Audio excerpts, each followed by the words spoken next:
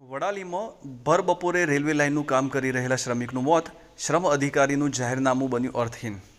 સાબરકાંઠા જિલ્લામાં ભર બપોરે રેલવે લાઇનનું કામ કરી રહેલા શ્રમિકનું મોત નીપજ્યું છે અને એકવાર ફરી શ્રમ અધિકારીનું જાહેરનામું અર્થહીન બનીને રહી ગયું છે। સાબરકાંઠા જિલ્લામાં યલો એલર્ટ આપવામાં આવ્યું છે। સાથે સાથે ગરમીનો પારો 42 ડિગ્રીને ક્રોસ કરી ગયો છે, જેને લઈને શ્રમ વિભાગ દ્વારા બપોરે 1 કલાકથી 4 વાગ્યા સુધીના સમયગાળા દરમિયાન કોઈપણ શ્રમિકને કામ ન કરાવવાની સ્પષ્ટ સૂચનાઓ આપી હોવા છતાં હિંમતનગર ખેડબ્રહ્મા રેલવે લાઇનની કામગીરી ભર બપોરે શરૂ રાખવામાં આવી હતી અને આ રેલવે લાઇનની કામગીરીમાં કામ કરી રહેલા 25 વર્ષીય મનોજ ડામોર નામના યુવાનનું મોત નીપજ્યું હતું। હાલમાં 25 વર્ષીય યુવકનું મોત નીપજતા તેની લાશને પીએમ અર્થે વડાલે સિવિલ હોસ્પિટલમાં ખસેડવામાં આવી છે।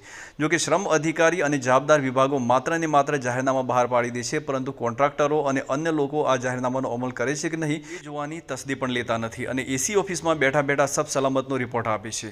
સામે આકરા તડકામાં તે લોકોના પાપે આ યુવાનો મોતને ભેટે છે, ત્યારે યુવાનું મોત થતાં તેના પરિવારમાં પણ આક્રંદ ફેલાયું હતું।